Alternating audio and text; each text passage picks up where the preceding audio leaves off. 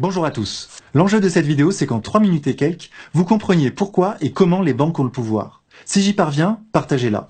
Qui crée la monnaie que nous échangeons tous les jours? C'est une question fondamentale. Qui que vous soyez, vous dépendez d'elle pour vous vêtir, vous nourrir, vous loger. Nous dépendons tous de la monnaie et pourtant certains ont le pouvoir de la créer. Beaucoup croient que la création monétaire est gérée par les instances étatiques, qu'elle est régulée par des gens sérieux qui savent ce qu'ils font. Il n'y a rien de plus faux.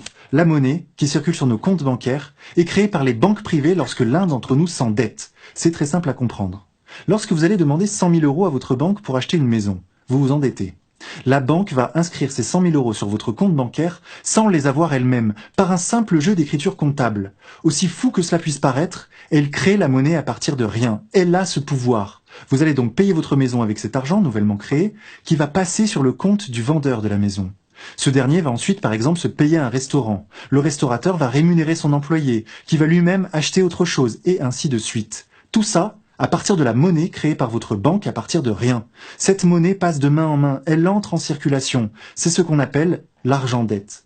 Votre propre argent, l'argent que vous avez sur votre compte en banque actuellement, si on retrace son cheminement, il provient initialement de quelqu'un qui s'est endetté auprès d'une banque et qui bosse pour rembourser sa dette. Et lorsqu'il aura fini de la rembourser, par son labeur à la sueur de son front, comptablement, il y aura destruction monétaire. Donc pour qu'il y ait toujours de la monnaie en circulation, il faut en permanence que des gens, des institutions ou des États s'endettent auprès des banques privées. La dette est le moteur du système économique actuel. Sans dette, pas de monnaie. Et il faut toujours plus de dettes. Pourquoi? Parce que quand la banque prête 100 000, nous devons rembourser 105 000. Et oui, il faut aussi rembourser les intérêts qu'empoche la banque. Mais la banque ne les a pas créés au moment de notre emprunt, puisqu'elle n'a créé que 100 000. Il faut donc une autre dette ailleurs dans l'économie pour injecter les 5 000 correspondant aux intérêts que nous devrons lui rembourser. C'est sans fin, c'est une spirale, une fuite en avant. Les médias nous mentent quand ils parlent de la dette. Non seulement elle est irremboursable, mais elle ne cessera jamais de croître. Ce n'est pas une aberration mathématique, le système est conçu comme cela. Il est fondé sur la dette. Qu'est-ce que ça fait, me direz-vous? Mais c'est très grave que les choses fonctionnent ainsi. Car au fond, une dette, c'est quoi? C'est un rapport de subordination. Si moi, demain, parce que vous ignorez que l'oxygène est libre, j'avais le pouvoir de vous louer de l'oxygène contre intérêt, vous auriez tous une dette envers moi. Vous auriez à travailler pour me rembourser l'oxygène que j'aurais indûment privatisé et que je vous aurais prêté. Vous seriez mes obligés. Eh bien, pour la monnaie, c'est la même chose. Les banques privées nous louent l'argent qui circule dans l'économie. Nous travaillons toute notre vie à leur rembourser ce service qu'elles nous rendent. Tout ça à cause de notre ignorance à tous et de la confiance que nous plaçons naïvement dans ce système.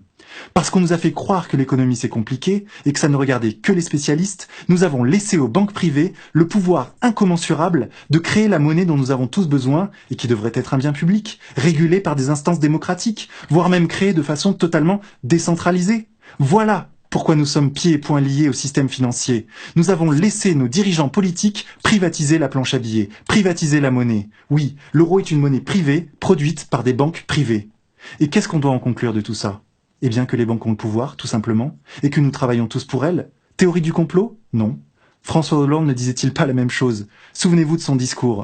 Il n'a pas de nom, pas de visage, pas de parti. Il ne présentera jamais sa candidature. Il ne sera donc pas élu, et pourtant il gouverne. Cet adversaire, c'est le monde de la finance. Et en effet, avec le pouvoir de création monétaire, les banques sont le sommet du système, au-dessus des États-nations, au-dessus de la démocratie. Mais ce système n'est pas invulnérable. Qu'est-ce qu'on peut faire, me direz-vous? Comprendre que leur force, c'est notre ignorance. La première chose à faire est d'expliquer aux gens comment fonctionne ce système, comment nous sommes enchaînés. Et cela ne tient qu'à vous. Et c'est maintenant que ça se joue.